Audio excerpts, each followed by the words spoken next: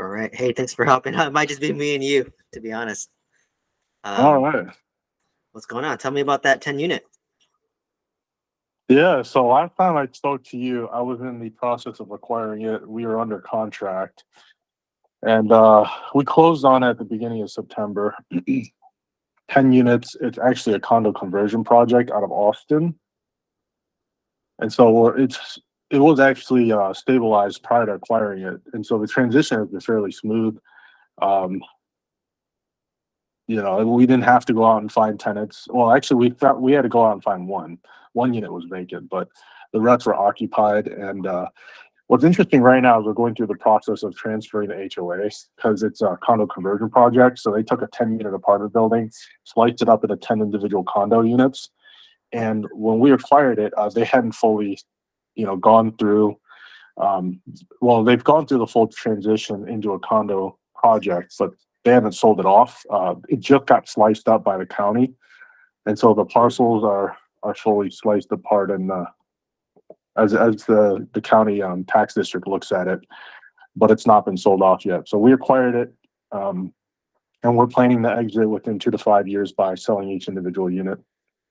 And there's quite a bit of equity associated with that type of transition. But it's the area is not the greatest, but the return should be well worth it in a short period of time.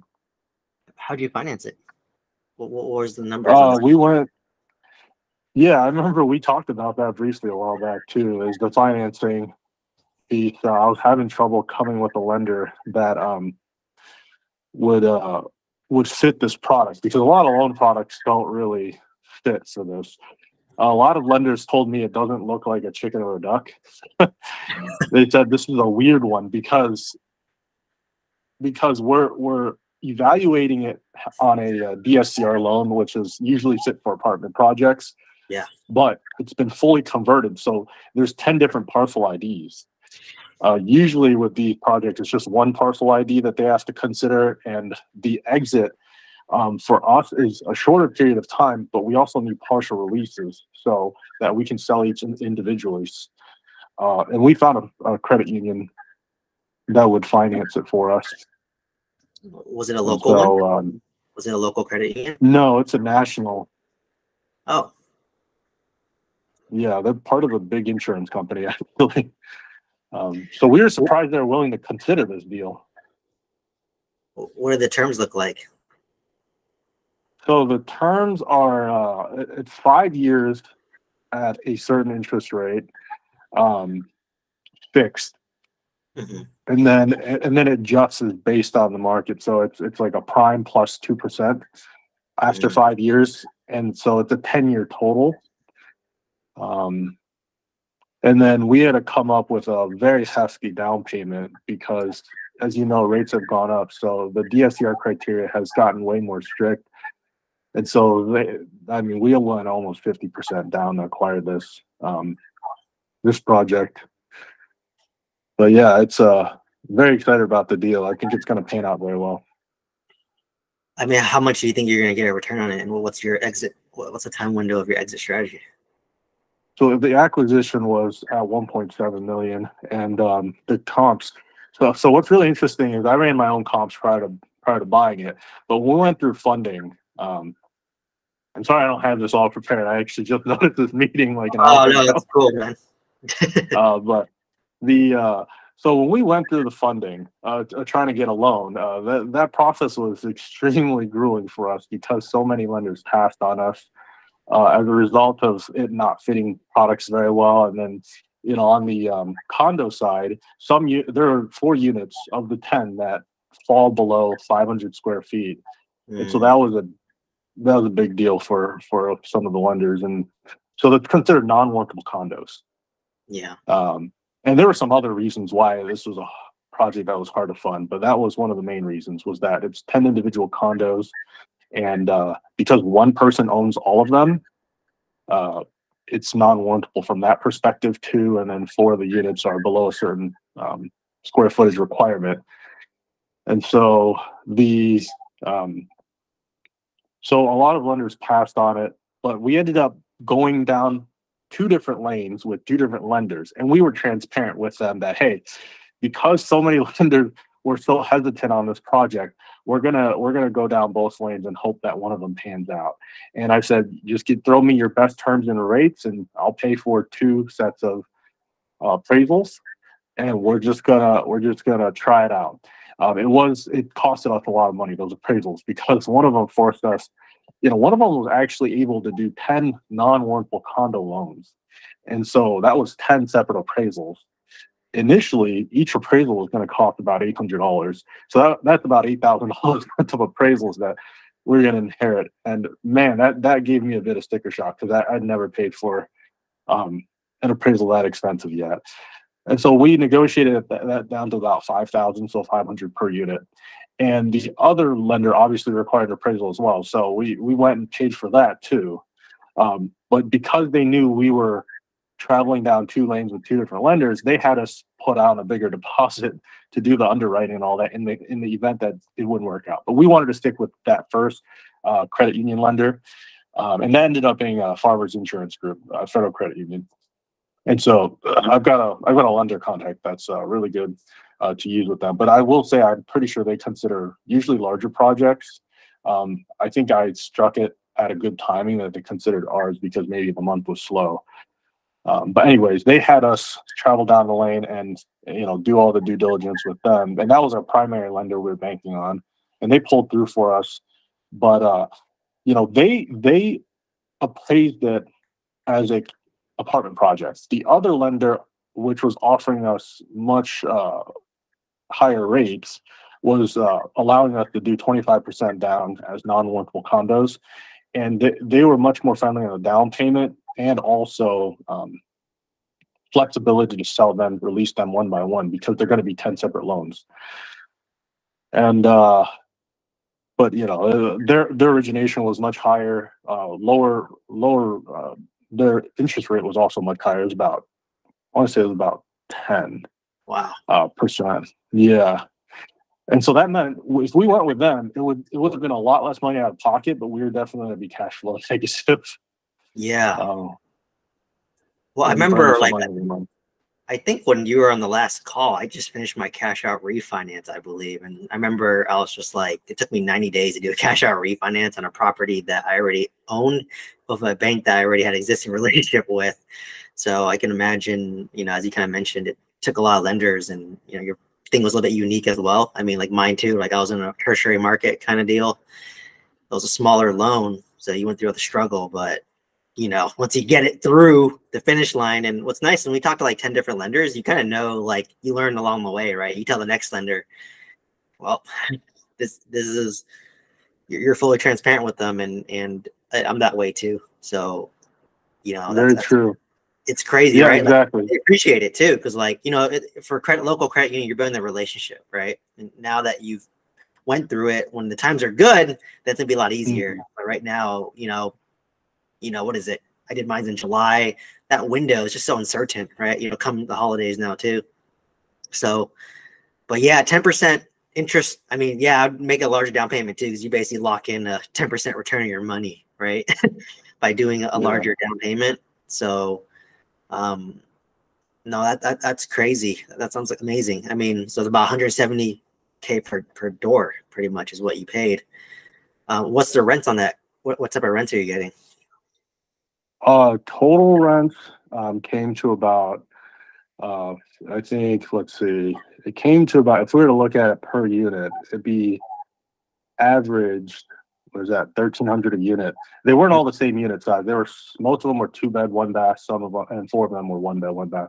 So average is about 13,000 a month in rent. So 13,000, about 170K. So about almost the 1% roll, a little bit off there. So for this deal, I mean, are you cash flowing just because you downed a large amount? Is that what kind of helped? That's correct. Yeah, they forced us into a cash flow position, which is kind of good in some ways. So we do cash flow about $2,000 a month. I think the point that I was trying to make earlier that I just recalled is the appraisal kind of it hurt on the front end, but when we got both appraisals back after the loan had closed, as you know, these lenders don't really like sharing the appraisals before it closes. They kind of want to hold that one thing against you. But we appraised at 1.8 million as an apartment project, and then 2.3 million as condo project. So essentially, they gave us 10 separate appraisals, one for each, and we could actually take those appraisals within. I think they told us within 90 days and go sell them and actually use those appraisals. But we weren't looking at exiting that quickly because there's a development project across the street from us that I tasked on that project around the March timeframe. So they're all fenced out, and I knew they were doing a full gut remodel. Once that one fully finishes their project, we should see appreciation on ours as well. So that's kind of why we were looking to hold it and not turn around and sell it so quick. Yeah. So within a short period of time, I mean, the condo projects are very popular in Austin. So $600,000 return. Obviously, there's going to be fees and such and holding costs. So, you can deduct it and calculate it. Yeah. I mean, so basically they appraised at like 230 per door for condo. Correct. That's a lot. I mean, that's Orange County level. Like I remember 2 years ago in Orange County, I could buy a condo for like 250 in like a prime location. So I'm surprised that, I mean, it's probably more now in Orange County, but I'm surprised that Austin sells for that much too. That's crazy. Wow. So 230. So basically, okay, but then basically your exit strategy doesn't have a tax implications, right? You're basically gonna pay that long-term capital gains tax on that, or are you gonna 1031? Or how does it work? I guess if you sell individually, it's harder 1031, right? Like you have to basically sell. Hey, I'm not sure how that works unless it all goes into like an account. Yeah, I think we're just going to take the tax hit because it's going to be a drawn out process to sell. I'm actually getting my real estate license right now. So I'll probably, slowly on the weekend finish that up, and then eventually in a couple of years start selling them individually. And there's a whole process to transfer the HOA too, because right now we're trying to get the finalized pieces transferred to us. The only last piece remaining is the actual entities, and we've it's the same lawyers who have done the conversion for them are doing the transition piece for us. But eventually, when we go to sell, as we sell them off, once we sell the very last one off, that's when it actually goes to a third party management company. So we'll kind of hold control up until then, but there's going to be costs associated with maintaining the HOA from now all the way until then. We have to have lawyers put together like annual filings and such, and then we've got to break down more documentations for things like operating procedures and such. Yeah, I mean that's wow. Yeah, I mean, do you have to do any renovation for these condos, or are they pretty turnkey? They're pretty turnkey, actually. That's why we bought this. It was fully renovated, all on the inside last year, 2022. They vacated the entire building to do the renovations. There is actually the bathrooms do need a little bit more work because they did everything but the bathrooms. But there's no tub. It's fully tiled, and I think it just needs a retile in some units. Yeah. Okay. So basically, it's a pretty turnkey deal where you basically just put 50% down and you're just gonna hold it. And then basically your value add is basically trying to, I guess, absolve that HOA, sell individually, and then just natural appreciation. Interesting. Wow, that sounds like a lot of. It makes mine sound easy now. I just renovated units. Just came in there, renovated a unit, and I rented it out at a higher rent. But that's interesting. Yeah, see, like, yeah, that's interesting. I think your strategy makes more sense. With how many units, I remember you told me how many units you had. I think it was like somewhere beyond 40, right? Oh, I have a 26 unit and a 20 unit. So it's about 46 units collectively. But my 26 unit, I just finished everything. I'm 100% rented out now. So I'm grossing about $17,000 a month, and my loan's only $2,000. So wow. How's your loan so low? Well, because my loan amount was only, I bought for $500,000, 25% down. My loan's only $390K, and it's 4% interest because I got it in 2021. So literally, I doubled when I bought the property. It was about $8,000 gross. I doubled it because I doubled my rents after renovation. I pumped in about $250 into this to $300, and I'm getting about $700. I just finished renovation, rented all. I rented out like 7 units in like 1 month. So I'm grossing about $17K, and I mean things are breaking, but right now I'm probably cash flowing $6 to $7K a month. I basically almost replaced my income.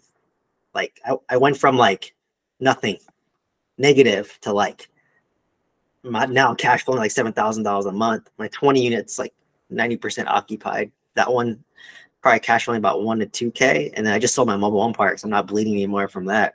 So basically almost replaced my income. But you know, still gonna work. But it was crazy. Yeah. It's been a crazy ride, man. Like it was stressful as hell. Like everything happened like literally this past week. Like seriously, I just sold my park. I finally leased up my 26 unit, and then my 20 unit finally just finished as well. Finished all the renovations, at the same time, finished at the same time. And now I'm just kind of cruising because I'm tired. I'm exhausted. It's the holiday season, but that's what's crazy. Like, so I'm trying to like reallocate my portfolio now to see what makes sense. I might 1031 exchange some of my single family homes and just buy like a 30 to 50 unit in Oklahoma. And you know, get something, because if I buy a 50 unit, it's gonna gross around maybe 33 to 35K a month. So that's kind of my goal, but interest rates are shit right now. So it's hard. Like my cash out refinance was like a 7%, which is not terrible. So I'm contemplating like just taking the extra cash flow and then just paying down my loan at 7% because I'm locking in a 7% return, right? And then if I'm cash flowing about 10K a month, you know, it's 120K a year. In 3 years, I'll pay off one of my apartment complexes because my loan's like about 390-ish. So I just thought about that. Like I can pay one off, own it free and clear, and then, you know, basically expedite my retirement if I want to. So it was crazy, man. Like I was eating crap for a lot. I'm not sure if I told you, but I had a guy who we started investing at the same time, but he went Airbnb route, and then he hit like 20K a month net income like fast. But now Airbnb's got hit a little bit, so he's kind of going down, and then all of a sudden me, all mine just finished. And then like I just skyrocketed the cash flow. And then what's crazy is like Oklahoma City appreciated too. So now it's about 70K per door. And I bought mines for 20K per door, and I put in 10K per door. So I'm all in for 30K per door. So these are worth like 1.6, 1.7. But you know, lenders are doing loan to cost, right? So they may not give me the full value. They just do like whatever I put in. But I locked in a 4% interest rate for 10 years, right? And I'm only in year 2. So, you know, I'm trying to like sit back now and like reevaluate what I want to do, like how I want to pivot. I don't mind working as much, I guess. I kind of hated my job, if you asked me like maybe 2 years ago, but now I'm kind of like, like I kind of have an appreciation for my job now, given how much work. I mean, you're gonna go through it, right? You're just starting, but you'll realize like how much work it is, right? You know, because like you know, like me and you, we can work 1 hour a day, and we get paid 8 hours. Do absolutely nothing, right, and get paid 8 hours. Or we can work our ass off and do 10 hours a day and get paid the same, right? And then we get like, you know, 3% raises that doesn't match inflation. So yeah, I was very like, I always thought like the real estate would be linear. It's exponential. Like I was eating crap. I mean, I would say all of 2023 was a shit show for me. Like collectively, I felt like I was getting, I thought I wanted to quit real estate at one point. I was like, this is terrible. I was getting punched left and right every single day. Everything that you think can go wrong went wrong. So yeah, just kind of preface your journey, like, you know, HOAs and all that legal, I don't know, like things can change. You're gonna get hit left and right.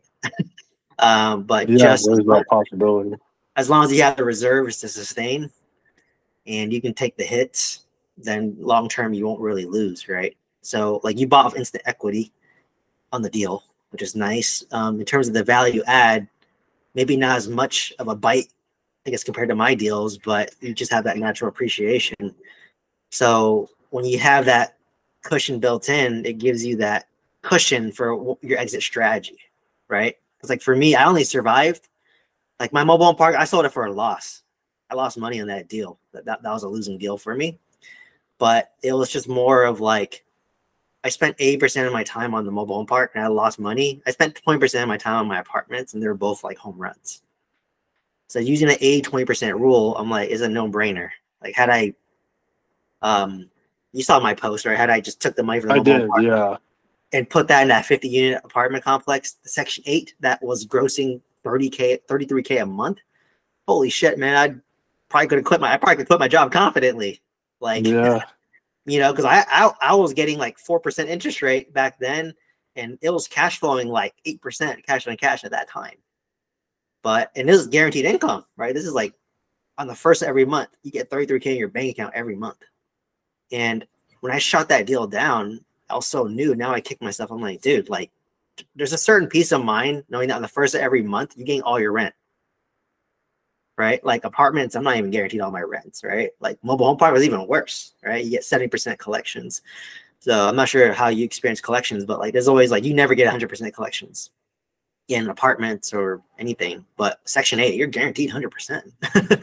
They send you the majority on the first of every month, like rain or shine, you get that amount. So Hey, what fraction are you Section 8 right now? which properties are Section 8? What fraction of your rental income is still Section 8? Honestly, I think my apartments, none of them. None of them, right? That's what I thought. You said they started off Section 8, having Yeah, continued. when I bought the property, I had like 2 that are Section 8. Honestly, my property managers didn't prefer Section 8, but they were at one point when we had like 7 vacant units. I just told them like, hey, like if we want to rent out these units fast, we could do Section 8. And they even told me, but they're like, you know what, give us like a month, we'll try it about Section 8. And if not, we're open to Section 8 because they said they were getting like 2-3 calls a day for Section 8. You know, so like I could have done it, but they ended up leasing out 5-6 units non-Section 8 because I would know because you'd see the, you know, from the housing department and it would go in. So, you know, it's always an option, and you know, it's nothing wrong. Like it's nice to have some that security as well, but you do have to deal with extra things. But I was surprised at 100% occupancy. I'll be honest. Like I was expecting around, I was at 24 out of 26, and I was like, oh, that's the best I'll do. But literally, I just asked for a rent roll, and then they're just like, yeah, we're 100%. I was like, what the heck? Like, what's crazy about apartments, and you'll see it too, is like if I just lease out 3 of my vacant units that are remaining, and you're at like $1,000 each, that's $3,000 more dollars, but that's net profit for the most part because you have economies of scale, right? So it's just kind of like, why buy another single family home that gets me $300 in cash flow when I just can rent out one of my apartment units, and that's all like for the most part net because you have like economies of scale with multi units. So that's what you'll kind of experience. You know, like you raise rents by like $50, times it by 10, right? Right. You know, so it's so how long have you owned the apartments? Is it pretty new? So these ones are very recent acquisition. I had 5 doors right in that same area, so that's kind of my competitive advantage. Is I know that area very well, and it's an area that's kind of appreciating and gentrifying pretty heavily within Austin. So that's kind of why I focus in that pocket. But generally, you know, I pick my markets and then I pick the areas within it. I kind of gradually do that, and I try to buy within that area because you know you work W-2 as well, so you kind of know. Are you still full time, by the way? Oh yeah, I'm full time. Okay.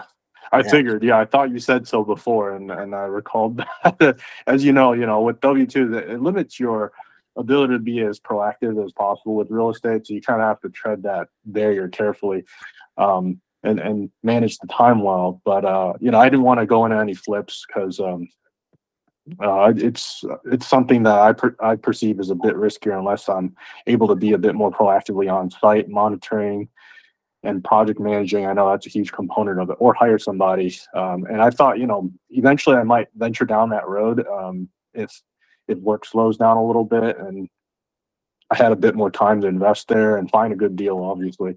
But there's some markets where it's highly, highly competitive because there's a lot of flippers there and they're all scouting the same deals.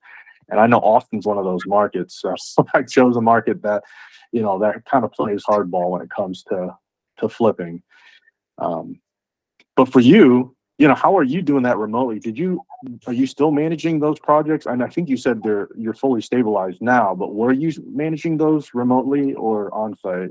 Yeah, I was working full time the whole time. I owned 90 units. I was renovating my 26 unit, my 20 unit, and my mobile home park while working full time remotely.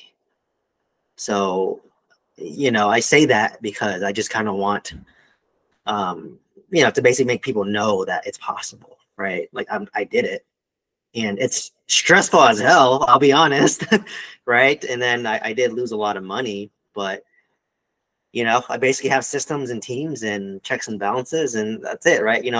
Luckily I have star players for my property managers and general contractors, but what I learned throughout this whole process was that it's kind of weird. I always thought like, kind of going back, like I was inadequate. So because of that, I thought I had to work harder just to be like a normal person. But I've always done it that way my whole life. So even when I got into multifamily real estate, I always did things very fast, very efficient, and always leveraged other people's expertise. I thought that's what all real estate investors did, right? But it was very humbling when I was selling my mobile home park, because I was talking to other like buyers, like, the people who bought my mobile home park, they own like 3 or 4 mobile home parks. But holy shit, they're so unsophisticated. Like they don't have systems, they don't have processes, they're slow, right? Like they don't communicate proactively. They just do things very slow, one step at a time. I'm like, how the hell does this guy own 4 mobile home parks, right? So what I learned, and then people like, I had one buyer back out on me on the day of closing. Literally on the day of closing, he ghosted me. Like he ghosted me. That's why I said I was really stressed, right? Like that, if that guy closed, I would have made money. I would have made $200,000 on the deal and, sail off, right? But he basically, instead of communicating to me saying, hey, you know what, I wasn't able to raise the money, blah, blah, blah, blah, he just ghosted and went radio silent, right? But then, like the younger generation, us, we're more about transparency and like communication and being proactive, right? And then even my second buyer, on the day of closing, his partner backed out, right? But literally, he found another partner within 5 days who was exactly like me, very action oriented. And like, I'm the type where like, if I say I'm going to do something, I'm going to do it. Right. If I say I'm going to close on this day, I'm going to close on this day. If I don't close on this day, I'm going to communicate that to you that, hey, these are my delays and this is my new expected closing date. Like I like to keep people informed and communicate. Right.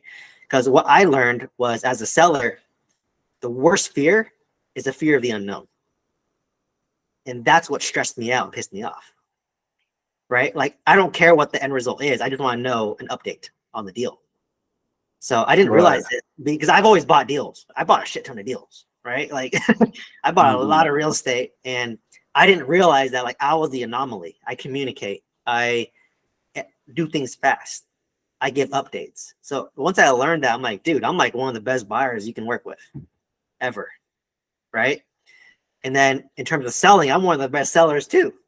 It's how you do everything. It's how you do everything. So now that I know that, I'm like, oh shit, I didn't have a frame of reference, because I always just did things how I did things.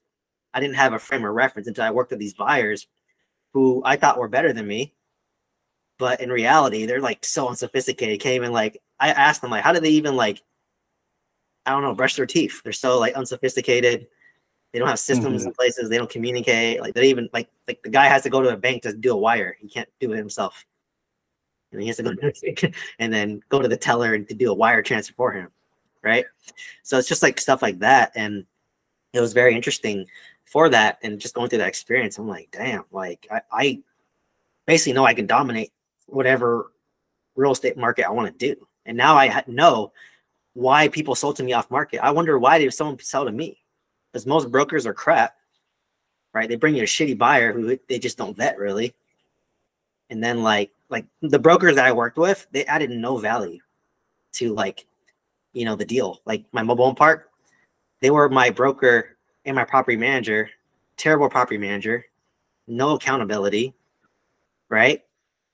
I had everything working against me, so, luckily I came out unscathed. Relatively speaking, I lost about 60K in the deal, but that's pretty good considering everything else. But why I didn't lose much money, because I bought it right. I bought my deal right. That's all it is, right? And I prove a value add plan. That's the only reason why I didn't lose crazy money. But property managers were garbage. And then like they were the consultants, but they were having me draft up the agreements. I was doing like paralegal work, and then the title company, Alabama, it's a title attorney state. So you work with a paralegal. She was dumb as rocks. I was writing all the contracts for her. Like I would tell her what to write, and she would write it wrong, and I would have to correct it. Right? This is like the OCD pharmacist in us, right? Very detail oriented. So I'm just like, I'm like, geez, man, I'm like the broker, the consultant, the title attorney. I'm doing everything. So I'm just like, and then the title attorney was like pissing me off because she was like, oh, this is a complicated deal. I'm like, no, it's not. I've done it before. I have templates for you. Just change the buyer's name. Right? So I'm just like, oh my God, like people are stupid as hell in real estate. So once I realized that, I'm just like, I can dominate this. I get why I'm dominating it. Like people are stupid for the most part, but it's frustrating dealing with those stupid people who you would expect to know more than you. Right? I'm part-time, right? I'm part-time real estate. Yeah, I'm no more than people who are doing this full time. So it just makes like absolutely zero sense to me. Like I know more than my property managers who've been in mobile home parks for like 20, 30 years. But like they didn't know shit, right? They just kind of bullshitted me to get me to buy the park. But that's salesy, right? That's sales and marketing. Right, that's sales for you.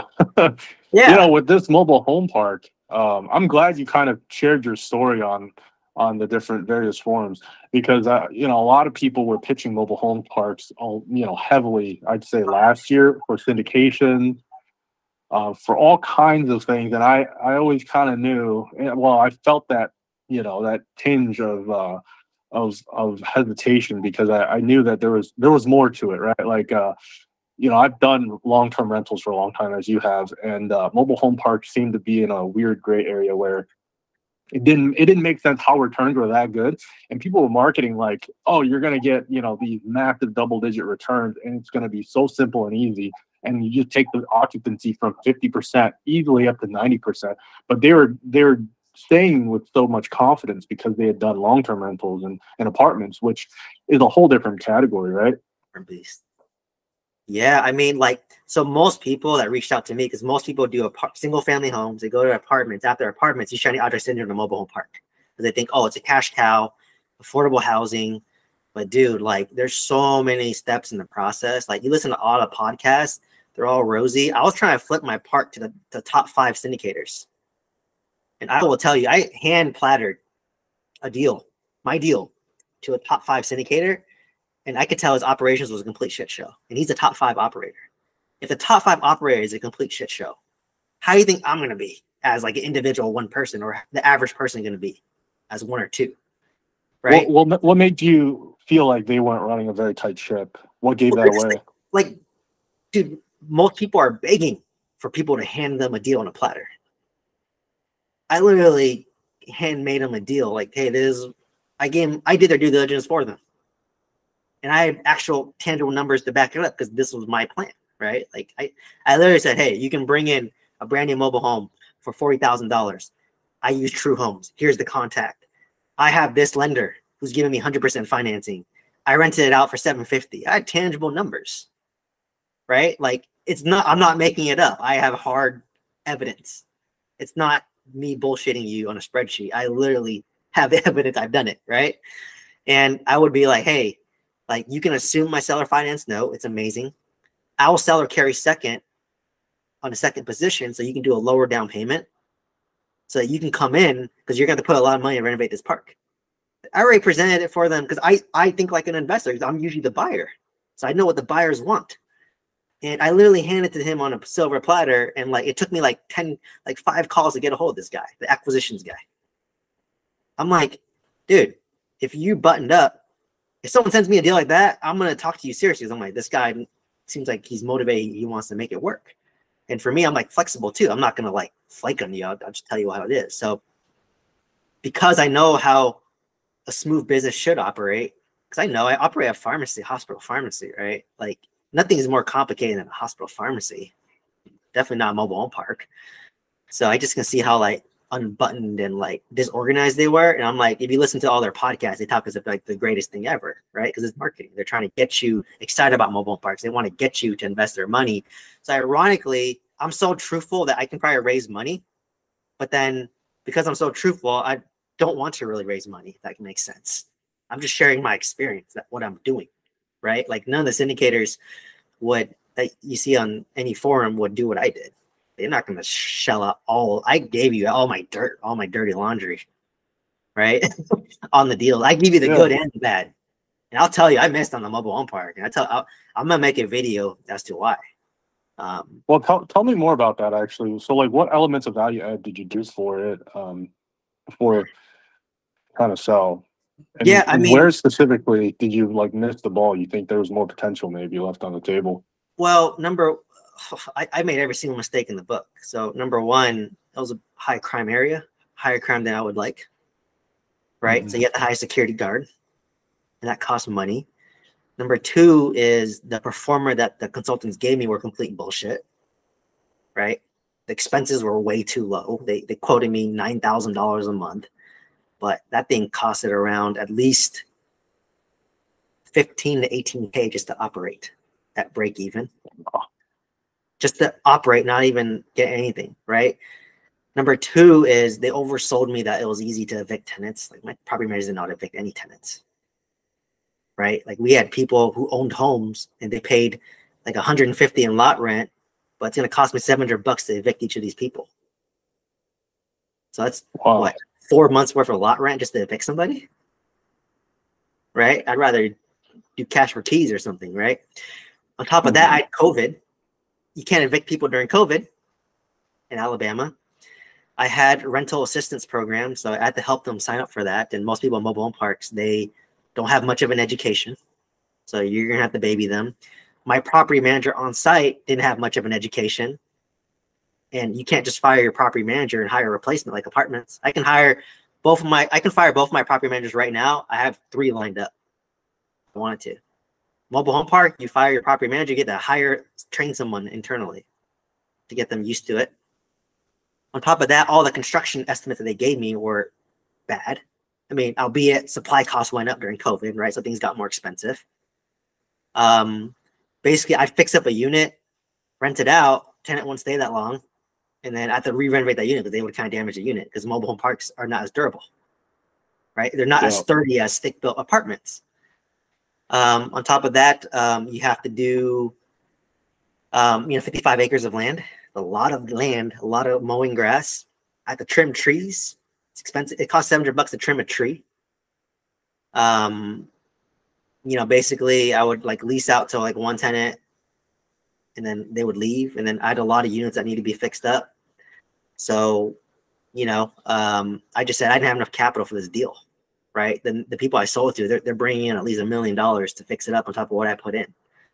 So it's basically I messed up every rule in the book. And then the offsite property managers, they managed 70 mobile home parks, but honestly, they oversold it and they had zero accountability, which is what I didn't like about them. They just make excuses. They don't give me solutions. They just give excuses, right? And they were blaming me that the park was like a failure. I'm like, dude, I listened to what you said. You're the consultants, right? I did everything you said. Right. So, I mean, anything, I don't hold a grudge, whatever, like that's why I said, had I took that money and bought that 50 unit apartment complex, I'd be on a boat somewhere. Or I'd be like in Bali or somewhere cheap, like retired. But, like I kind of say that like, that was probably my first loss in real estate. And I only lost $60,000 in real estate. And I made about 4 million in real estate. And 60K. Yeah, so that's not bad when you put it in that perspective. Take me through the timeline really quick. When did you start with that mobile home park? Like what, month and year, and then when did you liquidate it? So 26 unit, I bought it in August of 2021. Mobile home park was November 2021. 20 unit was May of 2022. Oh, wow. So very, very quickly one after the other. Okay. I went in a shopping spree. And I had an RV park under contract too that I let go. So that's how fast I scale. That's why I haven't bought anything in the past year and a half, because I bought too much real estate. I got in over my head and I was like, oh shit, I need to stabilize this. And everything like was more expensive than I expected. Right. So all the money I took, I reinvested back into my park. I never take any cash flow, but now I'm finally reaping that's why I said I literally went from like, my mobile home park was probably bleeding like 10K a month. So by me selling that, I just go from negative 10K a month to just zero. So I'm not bleeding anymore. My apartment now is making $6,000 a month. My 26 unit, my 20 units probably like 1,000 to 2,000.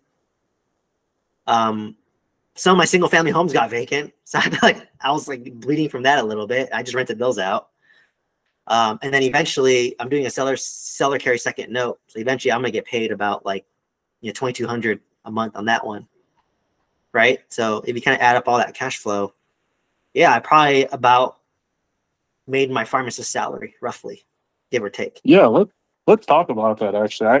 I find that topic very interesting, is the concept of income replacement. I think that's one reason for investors out there listening. And that was one of the reasons for probably you and myself to get, started in this, is to eventually scale out of having to work a W-2 job and be reliant on that income, or the possibility of what if that income is no longer there for us. Like, take me through your journey. Was that like, now that you're there, essentially I see as you somebody who's being, who've made it to that point now. I've not made it there yet, although several of my properties have started cash flowing, ones that I bought in 2021. They are cash flowing, not as much as yours, because you did some value add, which I thought, was fantastic. Those opportunities are great if you can come across those, but there's also a lot of, invested time that you put in there to achieve that too. So like, now that you're there, how do you feel about letting go of a job, or maybe not even, because of the ability to, continuously bank more loans because you have that job? What are your thoughts on that? Yeah, like, obviously I'm not married, so I don't get the real estate professional status. Like, that'd be a double whammy, right? So like literally if I got married to my current girlfriend and she doesn't work or works part-time or less than part-time, like 1 to 2 days a week, like 16 hours a week, I get real estate professional status and our income is like negated from all the apartments, right? So that's another added on. But because I don't have that, I'm just like, it just kind of carries forward, right? All my tax depreciation and my tax returns look like shit. I'll be honest, because I've been pumping so much money into fixing things up. My tax returns look like garbage, right? I'll be honest. I might have a hard time qualifying for my primary residence when I buy. I might have to be excluded off the loan and just have my girlfriend on the loan, because I look like shit right now. But now that I sold my mobile park and I'm cash flowing like crazy, they might give me a chance. But yeah, I mean, like the cash flow is certainly nice, but what I didn't talk about was the appreciation I made, like, behind the scenes, right? So like I made at least, I don't even know, 700, 800,000 just off appreciation off my 26 unit, right? I'm all in for about 800, and I probably doubled it to 1.6. I could probably sell for 1.6 right now. And that's Now, still which city in Oklahoma was that again? Oklahoma City. Oklahoma City. Okay, Yeah. that's not too far from where I'm at.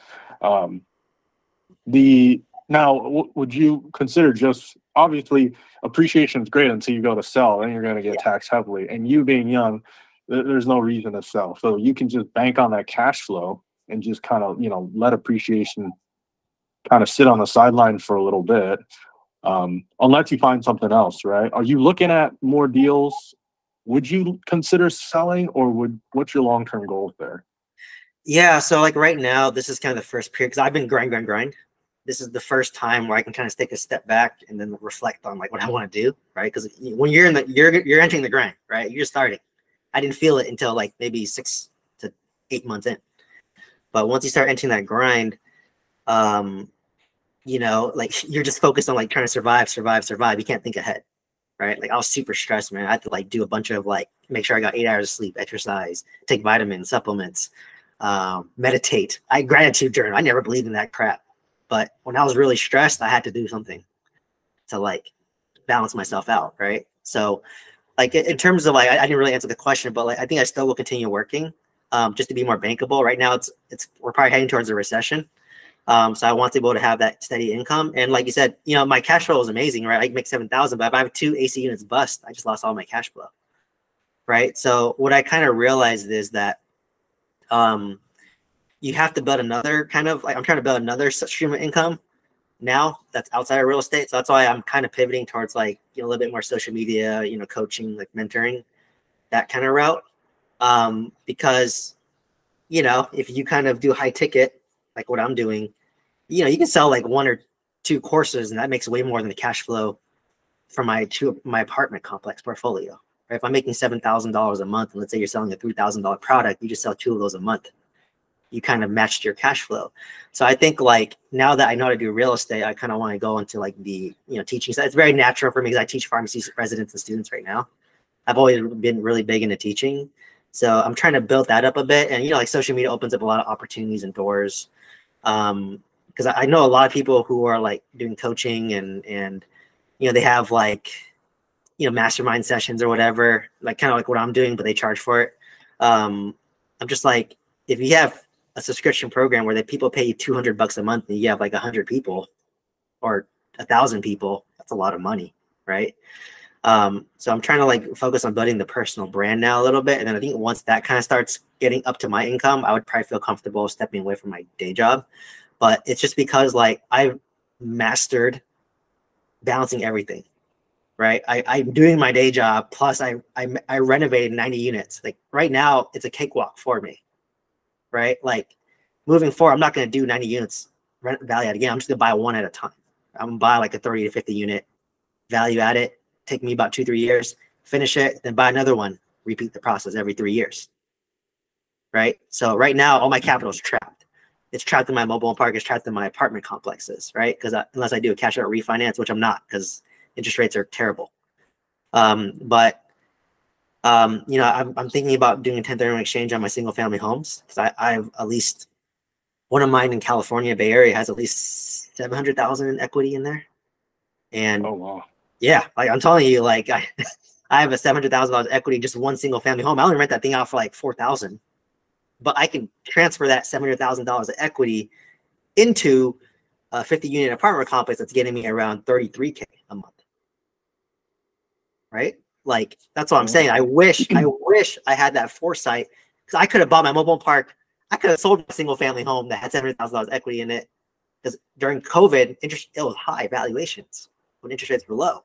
I could have bought all of it. I could have bought my 2 apartments, that 50 unit plus a mobile home park because that 50 unit was turnkey. So I wouldn't require any work from me. Right. So I could have had 140 units if I was willing to get rid of my single family home, but I was so steadfast on buy and hold, but I could have almost like doubled my cash flow at that point. So I'm still. So that was that 50 unit also in Oklahoma City? Yeah, it was in Enid next to my 20 unit. Oh, excellent. Yeah, that would have been great. You have a bit of economy of scale there. Yeah.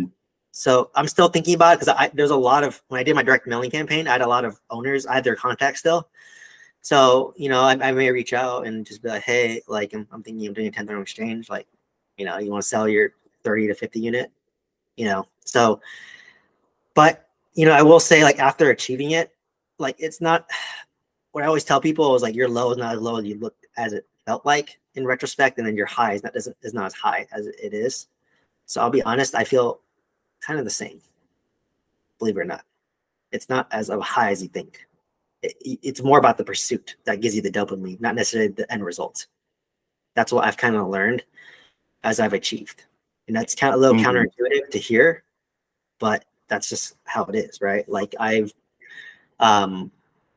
for me, it's just more fulfilling knowing that I can do it versus like the end result. Like right now, my quality of life hasn't necessarily changed, but then again, I haven't left my day job yet, right? So, it's a different perspective than you think.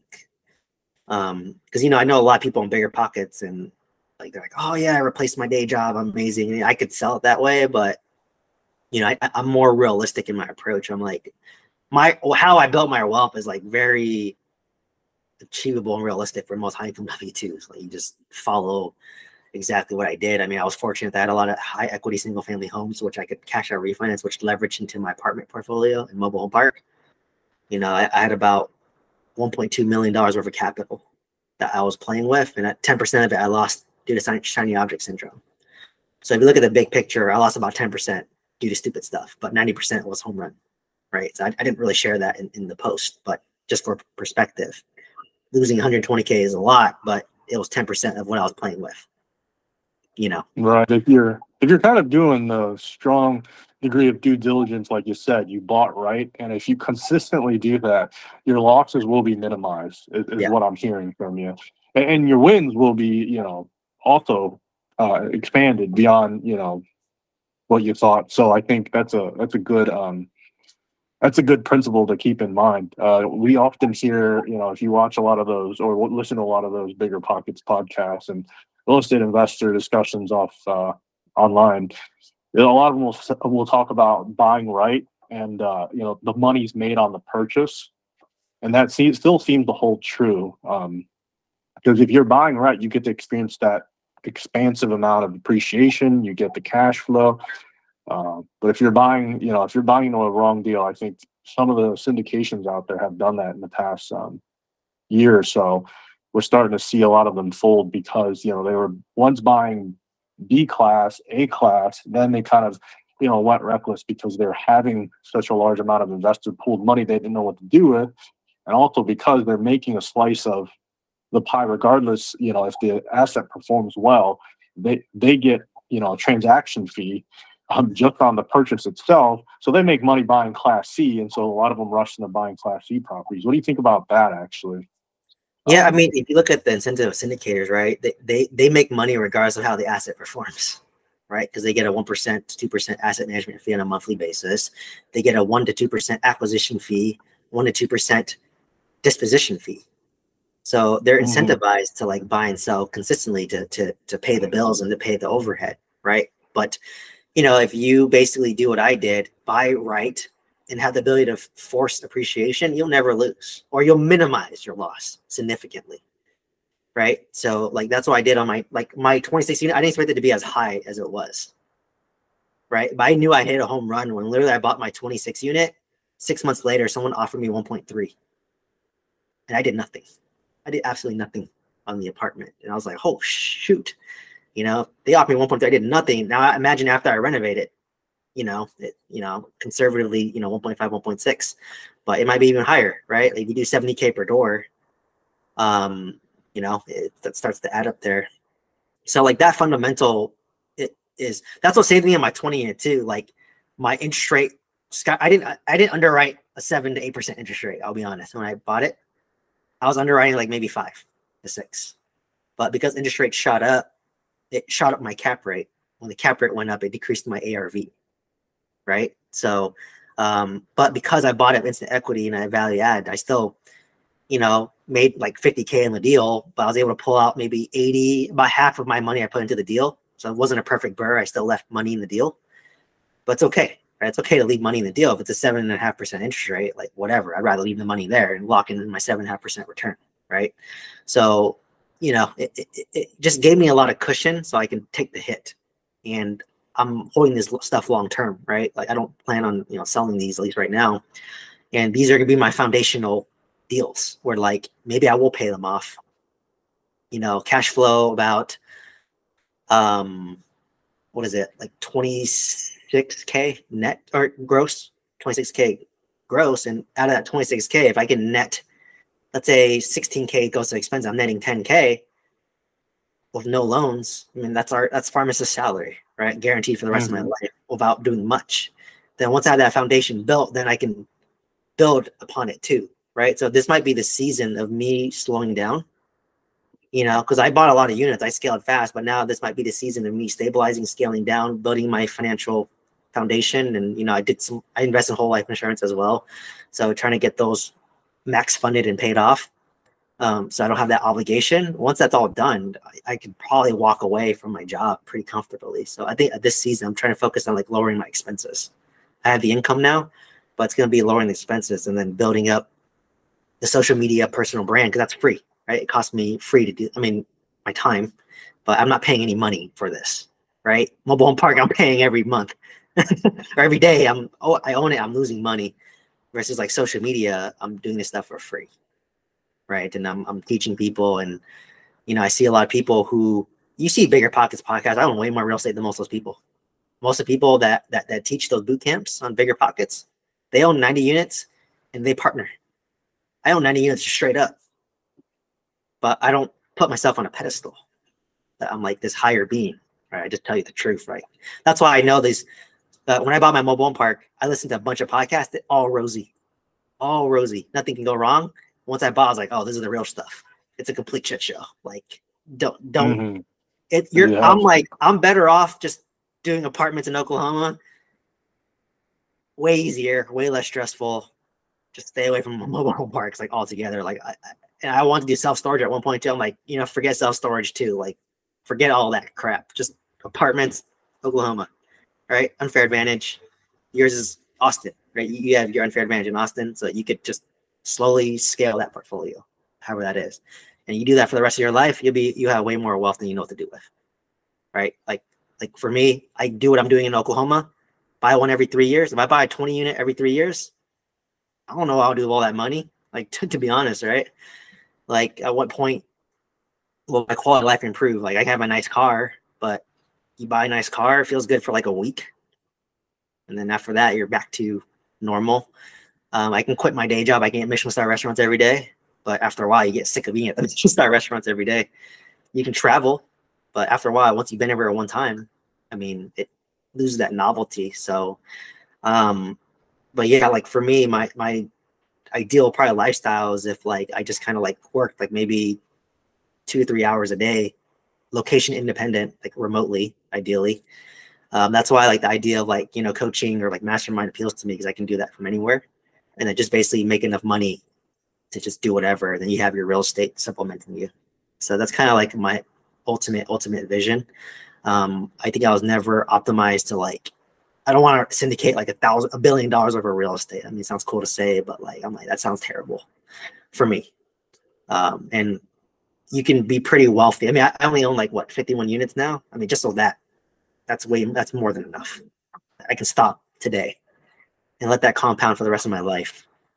I'm only 33 right now. Like, let that compound for the rest of my life. I mean, that's way more wealth than I know what to do with, right? So I think people and I got caught up in the chase of chasing numbers and money, but as I kind of achieved it, it kind of was a little bit humbling. Like, oh, I didn't need to go as fast as I went. I didn't need to stress myself as much as I did, right? I didn't need to go as fast. I just can go, slow and steady wins the race, right? Tortoise and the hare, like we hear that story, but no one listens to it, right? Like, so it's quite interesting. Like you gain a different perspective once you kind of achieved it, so it's very humbling, right? Yeah, there's a lot we could talk about in terms of mindset, but yeah. Thanks for kind of sharing that.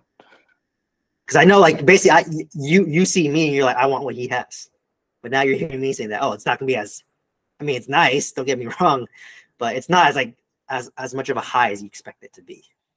It's just kind of like, oh, okay, it wasn't as great as I thought it'd be, or it's not as worse as I thought it'd be. Because for some reason, every time something went wrong in my mobile home park, it felt like I was at a life or death situation. I was like, wait, I'm still alive. I'm not gonna die. Like even if I lost $60,000, like whatever, dude. Like in 20 years or even 2 years, am I gonna remember it? Probably not, right? I mean, I can work my pharmacist job and make that money back in whatever, like 6 months, right? But it's for me, it was the lessons and the clarity to know that like screw shiny object syndrome. Now I'm more disciplined. I'm gonna say screw it. Like what you just told me about the condos sounds cool, but I don't think I would do it because that's not my unfair advantage. I'd rather just take that same effort and just buy another 10 unit in Oklahoma near my 26 unit.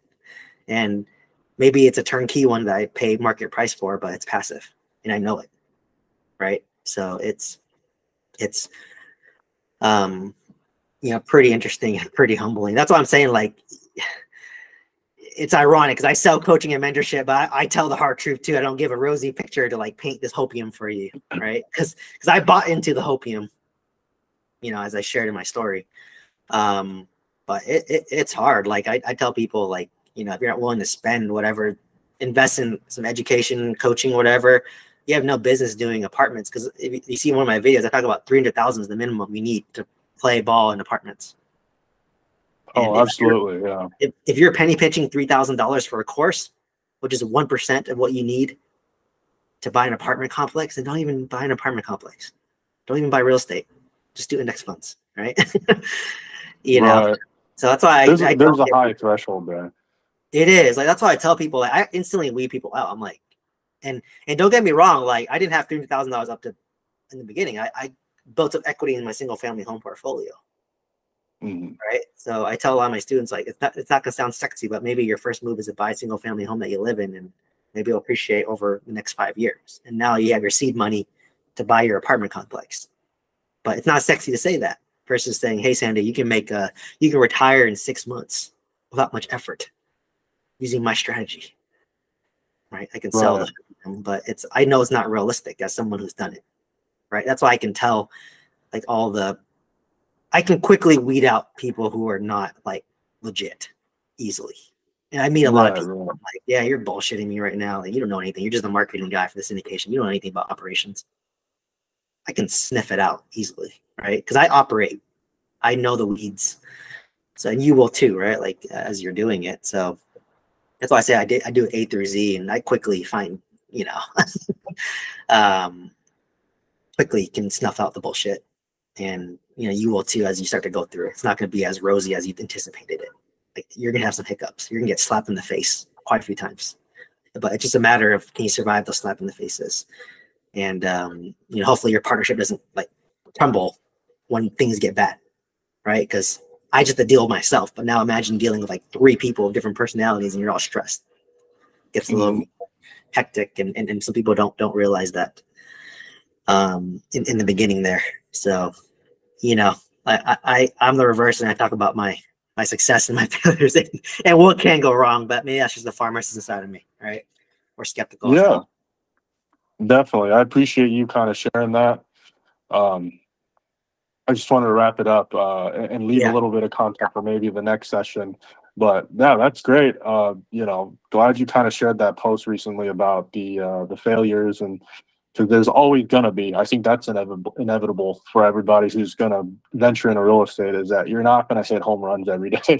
You're bound to lose somewhere on something, either nickel and dime by these little, appraisal fees and such that come up, or, it'll be a tenant here or there who doesn't want to pay rent and you're going to have to evict. And I think that's, from a personal perspective, which I'll share maybe next time, is one of the first things that I did was I had to evict a tenant for my father, who's a real estate investor as well. And that was when I hit 18, actually.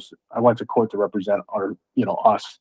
And, that experience kind of, made me think for a year or two through college, like, oh, I shouldn't go into real estate. That was terrible. But then after coming out of college, I said, well, I did the worst thing that there could be.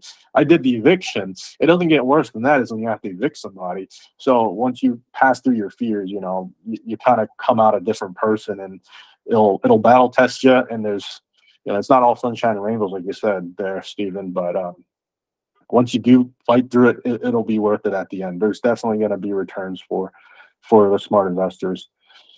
Yeah, definitely. But anyway, I'll let you wrap it up. Yeah, to summarize that, like nothing's gonna be worse than me renovating 90 units or working full time. Right? Right. So to me, I'm like, wait, I don't have a full-time job and I'm just doing one apartment complex that I already know the market for. That's easy. So that's what I'm saying. Like, if you can survive, you'll win. The key is survive, and then you'll win. So, absolutely. But hey, man, thanks for hopping on and giving value. And then, yeah, hope to see you in the next one, man. All right. Thank you. I appreciate it. Oh, can I chat with you for a little bit after you Yeah. close it off, I guess?